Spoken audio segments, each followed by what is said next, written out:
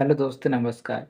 दोस्तों, तो आज हम जानेंगे गला बैठना किसे कहते हैं, यानी कि हॉर्ननेस ऑफ वॉइस किसे कहते हैं। बहुत से व्यक्तियों की समस्या रहती है कि सर मेरा गला बैठ गया है, इसके बारे में कुछ बताएँ। आवाज़ पतली हो गई है या मोटी हो गई है या आवाज़ नहीं आ रही, गले से आवाज़ निकलने में दिक्कत आ रही है। तो इस समस्या को हम गला बैठना कहते हैं। दोस्तों, गला बैठना कई प्रकार की होती हैं, जैसे कि आवाज़ का पतली हो जाना, आवाज़ का मोटा हो जाना, आवाज़ का कम आना या आवाज़ का ज़्यादा आना। इसे हम गला बैठना कहते हैं। गला बैठने के अगर लक्षण की बात करें तो लक्षण में ये सामने आते हैं, जैसे कि सर्दी जुकाम होना, खाँसी में बलगम आना, बलगम में खून आना, जैसे कि गला बैठना होता है। बोलने में परेशानी आना, बोलने में बार-बार हिचकिचाना, आवाज़ में गड़गड़ाहट होना, मुँह से बदबू आना या बोलने में दिक्कत आना, बोलते-बोलते व्यक्ति की आवाज़ का कम हो जाना, आवाज़ बैठ जाना, जैसे कि गले बैठने के लक्षण होते हैं। कभी-कभी लक्षण दिखाई देते हैं, जैसे कि व्यक्ति को लगता है कि गले में गठान जैसी बन गई है या गठान जैसा महसूस हो रहा है, तो ये सामान्य तौर पर गला बैठने के लक्षण होते हैं, यानी कि हॉर्ननेस और वॉइस के लक्षण होते हैं। बात करते हैं इसके कारण की, तो कारण में ये सामने आता है, जैसे कि कुछ ठंडी चीज़ें, पदार्थ वग़ैरह खाना, जैसे कि बर्फ़ वग़ैरह खाना, आइसक्रीम वग़ैरह खाना या ठंडे कुछ पदार्थ खाना, ठीक है? और जैसे कि शराब का सेवन के साथ-साथ बर्फ़ का भी सेवन करना और समस्या जैसे कि थायराइड का बढ़ जाना या कम हो जाना, इसका प्रमुख कारण हो सकता है। जी हाँ, थायराइड का कम हो ज़्यादा हो जाना इसका प्रमुख कारण हो सकता है।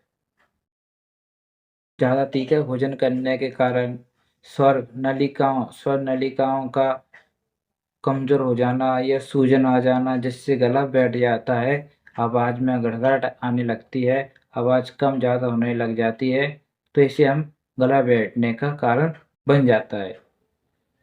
कुछ व्यक्ति लंबे समय तक चिल्लाते रहते हैं, लंबे समय तक बोलते रहते हैं, लंबे समय तक कुछ आवाज़ द्वारा काम करते, जैसे गाना गाना या कुछ, जैसे कि व्यक्ति रोता हो, ज़्यादा आवाज़ में रोता हो, तो उसका कारण भी ये गला बैठने का कारण बनता है।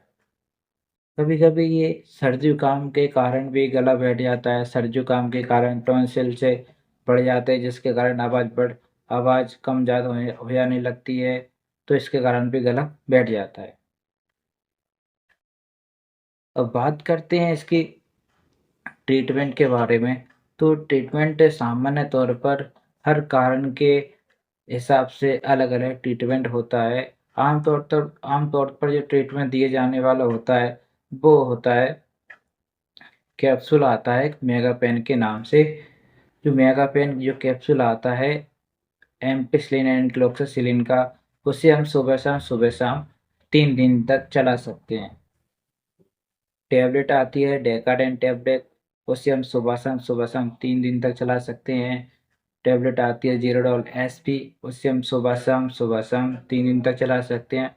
और साथ में हम दे सकते हैं एसिलॉक 150 एमजी, सुबह-शाम 3 दिन तक टैबलेट चला सकते हैं।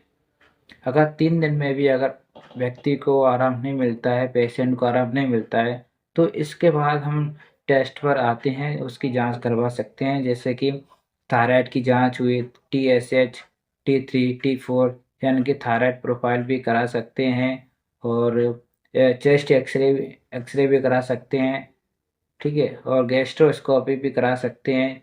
जैसा कि मैंने आपको बताया, कुछ तीखा खाने के कारण भी स्वरनलिकाओं में समस्या आ जाती है, सूजन बढ़ जाती है, जिसके कारण बोलने में परेशानी आती है, गला बैठ जाता है।